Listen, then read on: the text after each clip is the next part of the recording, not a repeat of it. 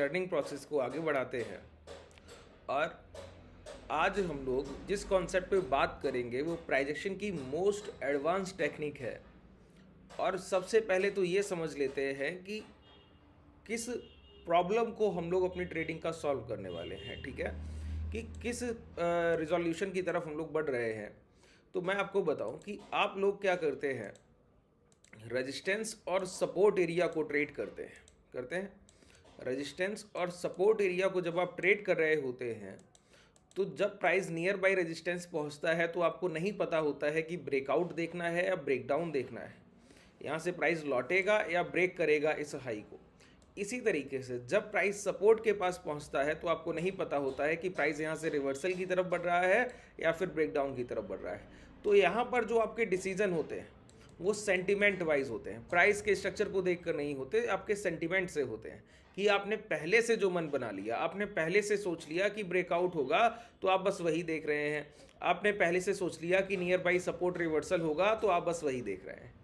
तो यहाँ पर आपकी बहुत सारी ट्रेड्स की एसल हंटिंग होती है, आप सही डिसीजन नहीं लेते, उसके कारण आपके कई लॉसेस चले जाते हैं। मैं आपकी सबसे बड़ी यही तकलीफ आज के सेशन में ख़त्म कर दूंगा। और मैं आपको बताऊं, ये जो मैं आज का सेशन करने वाला हूं, जो लोग सोचते हैं कि प्राइजेक्शन बहुत आसान है और बहुत सिंप्लिसिटी के साथ सिर्फ सपोर्ट, रेजिस्टेंस और ट्रेंड लाइन ड्रॉ करने से ही आपका काम चल जाएगा, तो आज का सेशन आपका आई ओपनर होगा। आपको पता लगेगा कि जो चीज़ें आप सीख रहे हैं वो उतना रिलायबल नहीं है जब तक प्राइस को आप लॉजिकल वे में नहीं देखते, जब तक प्रैक्टिकल टेक्निक आप प्राइस की नहीं समझते तब तक, ठीक है। ये एक एडवांस प्राइजेक्शन का सेशन है। मैं आपको बता दूं, इस सेशन में अगर आप देख रहे हैं तो इसके पहले आपके बेसिक्स क्लियर होने चाहिए कि प्राइस में कैंडल्स कैसे बनती हैं, कैंडल्स के साइज कैसे होते हैं, ठीक है, और टाइम और प्राइस को देखा कैसे जाता है, ये सारी चीज़ें आपको आनी चाहिए। अगर आप प्राइजेक्शन के बेसिक्स और एवरेजेस को अभी तक नहीं सीख पाए हैं तो नीचे डिस्क्रिप्शन में टेलीग्राम का लिंक है, जहाँ पर आपको सारे बेसिक्स के वीडियो और एवरेजेस जैसे कि औसत को यूज़ किया जाता है प्राइजेक्शन पर, वो सारे वीडियोस आपको टेलीग्राम पर उस लिंक में मिल जाएंगे। आप उस चैनल को ज्वाइन कर सकते हैं और डायरेक्टली उन सेशंस को विजिट कर सकते हैं। देखिए, समझिए हम लोग किस कॉन्सेप्ट पे बात करने वाले हैं, पहले तो उसका नाम जान लेते हैं। इसको कहते हैं हम लोग फेयर वैल्यू गैप। अच्छा, ये फेयर वैल्यू गैप क्या होता है पहले तो ये समझना है, ठीक है, कि ये फेयर वैल्यू गैप है क्या। हो सकता है ये सेशन थोड़ा लंबा हो, लेकिन अगर अब आप लोग आखिरी तक रहेंगे तो आपको समझ आएगा कि ये कितना रिलायबल है। मैं आपको बोल देता हूँ, कभी भी प्राइस अब रेजिस्टेंस के पास पहुँचेगा तो आपके प्राइस देखने की पूरी तकनीक ही बदलने वाली है। कभी भी प्राइस सपोर्ट के पास पहुँचेगा तो आपको प्राइस के देखने की पूरा तकनीक ही बदलने वाला है, ठीक है। अब आप कभी भी गलत डिसीजन लेंगे ही नहीं, ये मैं बहुत क्लैरिटी से बोलता हूँ, बहुत जिम्मेदारी से कह रहा हूँ, ठीक है। बस मेरे बताए हुए सारे रूल्स को इसी तरीके से फॉलो करना है जैसे मैं बोल रहा हूँ, और इसके अलावा कुछ भी नहीं, समझिए। फेयर वैल्यू गैप क्या होता है? फेयर वैल्यू गैप बायर और सेलर के बीच में जो डिफरेंस है उसको दर्शाता है। बायर और सेलर के बीच में जो अंतर रह गया उसको दर्शा रहा है। कैसे? इसकी एक टेक्निक हम लोग आज डिस्कस करते हैं। हालांकि फेयर वैल्यू गैप में कई तरीके के प्राइजेक्शन बिल्डअप होते हैं, उसमें से एक टेक्निक मैं आज डिस्कस कर रहा हूं, ठीक है। इसमें हम लोग क्या करते हैं, एक बॉडी साइज कैंडल को इस तरीके से लेते हैं जिसके पहले और बाद के दो डोजी फॉर्मेशन हमको देखने हैं। अच्छा, यही फेयर वैल्यू गैप है। कैसे? समझिए, पहले इसको एक बार आप लोग लॉजिकल तरीके से क्लियर कर लीजिए। देखिए, अगर हम एज अ बायर प्राइस को ऊपर ले जाना चाहते हैं तो हमको डिमांड क्रिएट करना होगा, किसी भी प्राइस पर एक खरीदारी करनी होती है।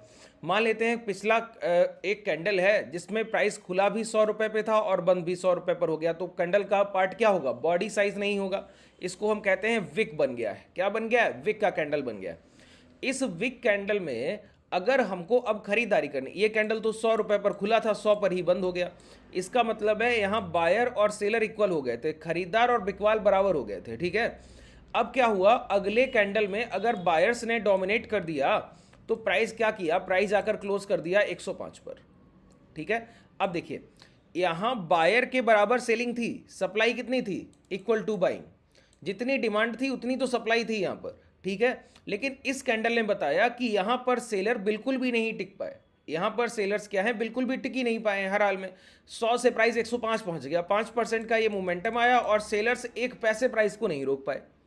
इसका मतलब है इससे पहले की कैंडल में बायर सेलर इक्वल थे, अब इस कैंडल में बायर्स ज़्यादा हो गए हैं, ठीक है। बायर्स कैसे हो गए हैं? ज़्यादा हो गए हैं।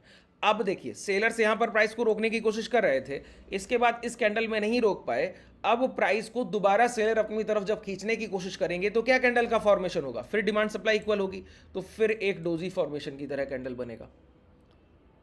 बात क्लियर हुआ? तो तीन कैंडल्स बन रही हैं बेसिकली।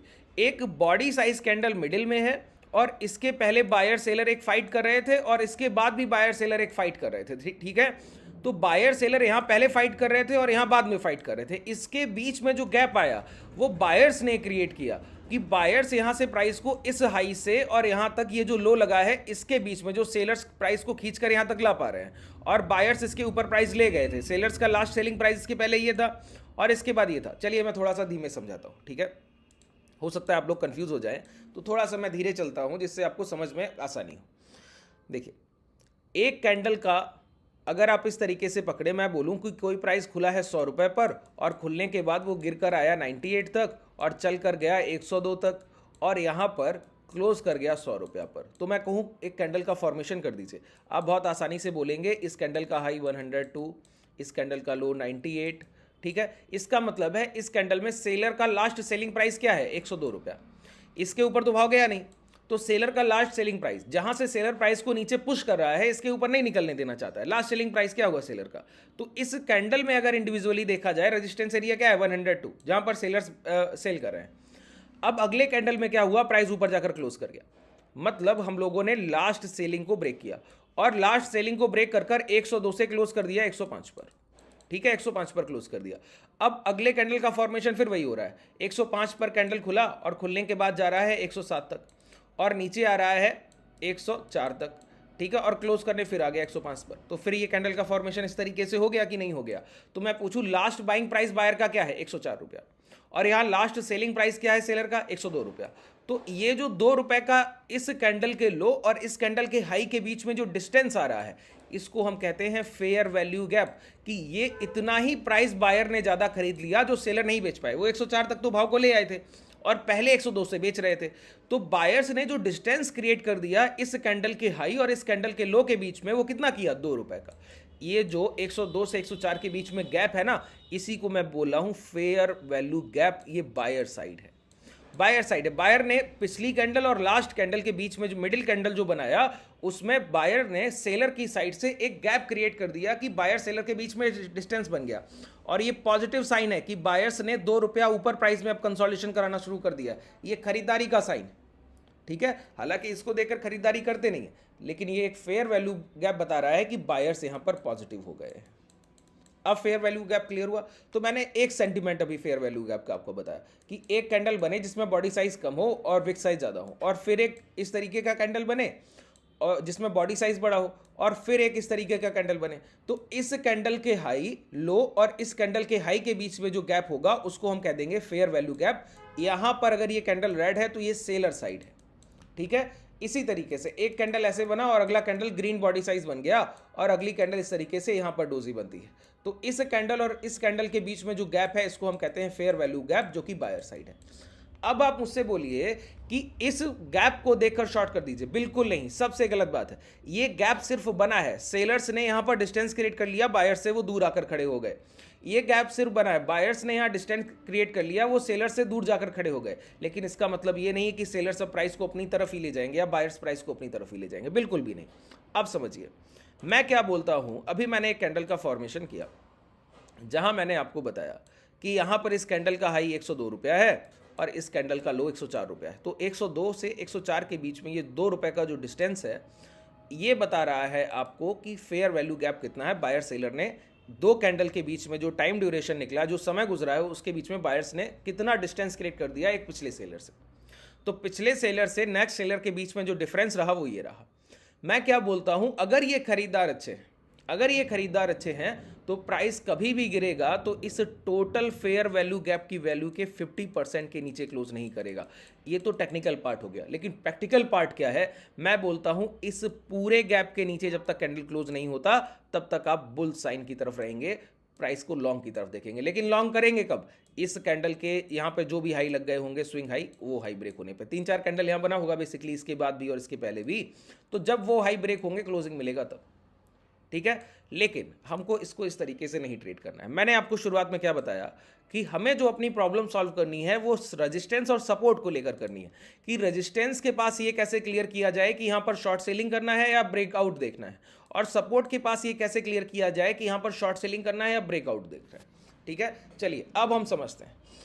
प्राइस गिरते गिरते गिरते एक सपोर्ट के पास आया। अच्छा, सपोर्ट प्राइस क्या है? जहां से पिछली बार प्राइस चल कर गया होगा उसी को तो सपोर्ट कहा गया, कि जहां से पिछला मोमेंटम आया वही एक सपोर्ट एरिया है। अब प्राइस यहां आया तो अब आपका माइंड जो है वो सेंटीमेंट के साथ है। प्राइस गिर रहा है तो आपको लग रहा है कि ब्रेक हो जाएगा, ब्रेक हो जाएगा। रुकने लगा तो रिट्रेसमेंट हो रहा है तो आप लॉन्ग करने का कोशिश करें कि रिवर्सल होगा, लेकिन आप दोनों ही पार्ट में गलत है। आपने सही डिसीजन लिया ही नहीं। अब प्राइस के सेंटीमेंट के साथ जब तक चल रहे हैं तब तक आप गलत डिसीजन लेंगे, इसके अलावा कुछ नहीं कर सकते। तो क्या करना चाहिए? यहाँ पर हमको एक कैंडल देखना है जहाँ पर फेयर वैल्यू गैप बना हो, जैसे कि मैंने अभी जस्ट आपको यहाँ पर डिटेल में बताया। कैसे देखते हैं ज़रा समझिए। यहाँ पर प्राइस आने के बाद यहाँ पर एक कैंडल बनाए, गिरता हुआ प्राइस है तो एक बॉडी साइज कैंडल बनाएगा इस तरीके से, और फिर यहाँ पर एक कैंडल बनाएगा एक डोजी टाइप का। तो इस कैंडल के लो और इस कैंडल के हाई को इस तरीके से मार्क कर लीजिए। ठीक है, मार्क कर लिया। मार्क करने के बाद अगर कोई भी कैंडल इस फेयर वैल्यू गैप के ऊपर जाकर क्लोज नहीं कर रहा है, मतलब ये प्राइस ब्रेक करेगा सपोर्ट को। ध्यान से समझिए। अगर जो भी कैंडल यहां पर बना है, देखिए हर बार ये अब कुछ लोग आएंगे और बोलेंगे कि हर बार सपोर्ट के पास ये फॉर्मेशन क्यों नहीं हो रहा है। अरे फेयर वैल्यू गैप के कई सारे कॉन्सेप्ट हैं, उनमें से एक मैंने आपको बताया।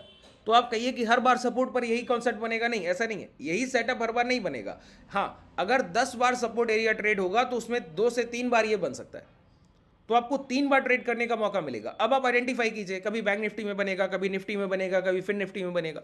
तो आपको पहचानना होगा ना कि सारे स्टॉक्स को ट्रेड करना होगा, इंडेक्स को ट्रैक करना होगा, उसके बाद आप सही डिसीजन ले पाइएगा। ठीक है, अब आप बोलिए कि सपोर्ट पर आया है लेकिन ये क्यों नहीं बन रहा है। अरे फेयर वैल्यू गैप कई तरीकों से बनता है, उसमें से एक तरीका सिर्फ ये, और तरीकों से बनेगा उसको आपको समझना होगा ना कि कैसे बन रहा है।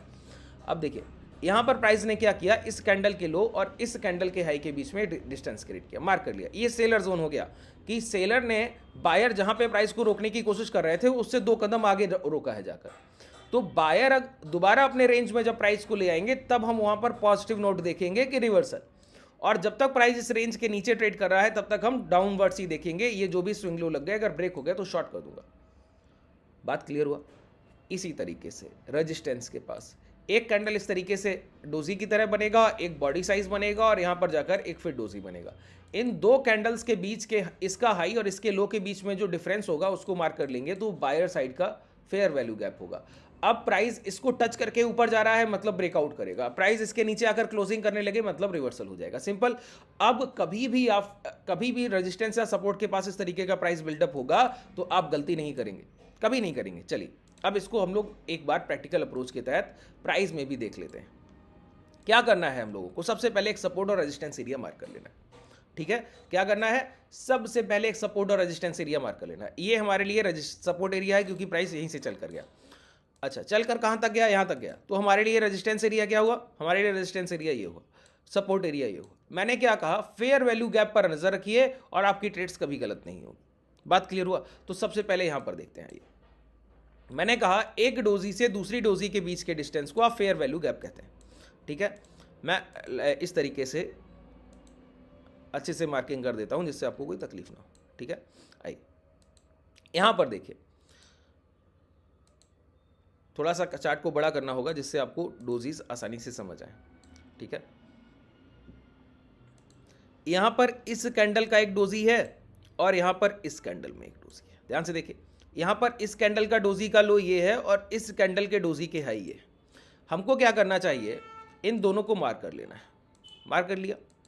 मार्क करने के बाद मैंने क्या कहा? जब तक प्राइस इस रेंज के नीचे है तब तक आप शॉर्ट सेलिंग की तरफ है, और आपका सपोर्ट एरिया हम लोगों ने पहले ही मार्क कर लिया।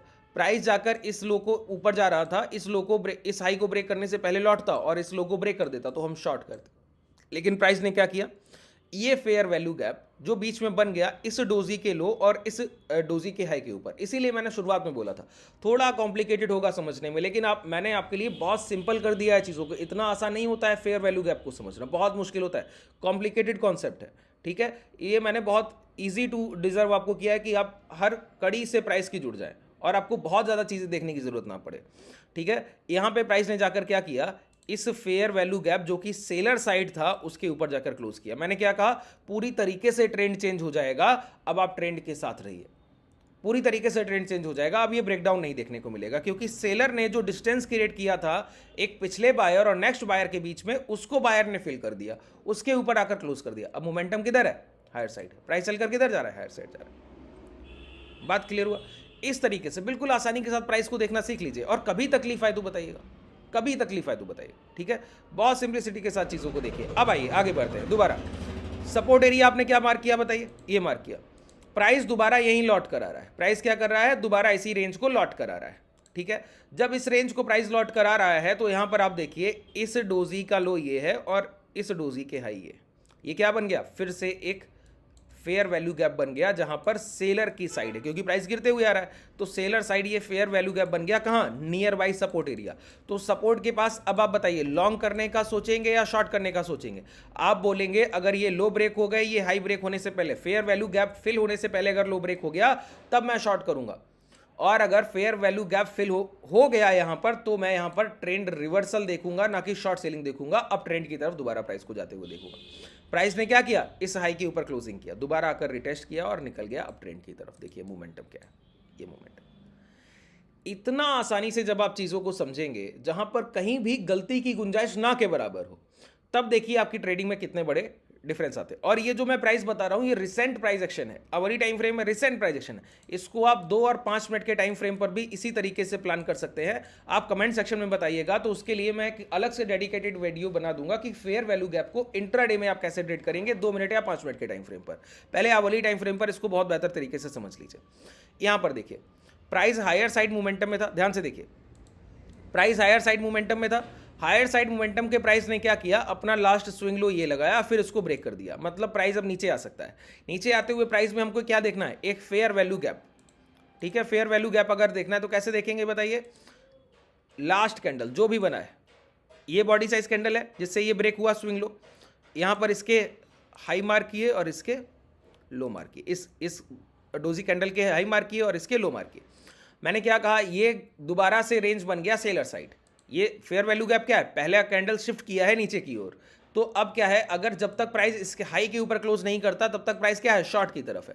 प्राइस आया, इसको टच किया, दोबारा पूरी तरीके से इसको यहां पर क्या किया है, इंगल्फ किया है, प्रीवियस बायर को ढक लिया। अब क्या करना चाहिए, शॉर्ट सेलिंग। प्राइस क्या हुआ, नीचे की तरफ डाउनवर्ड्स मोमेंटम। इतना आसानी से जब आप चीज़ों को समझते हैं तब आपको कहीं तकलीफ नहीं आती, ठीक है। मैंने फेयर वैल्यू गैप का आपको एक कॉन्सेप्ट डिलीवर किया, मैं यकीन मानिए बहुत दावे से कहता हूं लाइव मार्केट में जाकर इसको जब आप ट्रेड करेंगे तो इसका इफेक्टिवनेस आपको पता लगेगा कि कितना ज़्यादा ये हेल्पफुल है आपकी ट्रेडिंग के रिगार्डिंग। सपोर्ट और रेजिस्टेंस एरिया के पास सबसे ज़्यादा आपको सही सिग्नल जो देता है वो फेयर वैल्यू गैप ही देता है।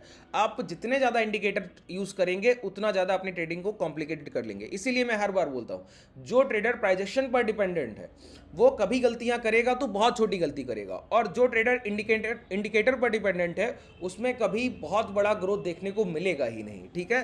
तो जो भी चीज़ें सीख रहे हैं बहुत लॉजिकल तरीके से प्राइजेक्शन बेस्ड सीखिए, जिससे आपको लाइफ लॉन्ग एक सस्टेबल अर्निंग बने। चलिए धन्यवाद। कोई भी डाउट रह गया हो तो मुझे नीचे कमेंट सेक्शन में बताइए।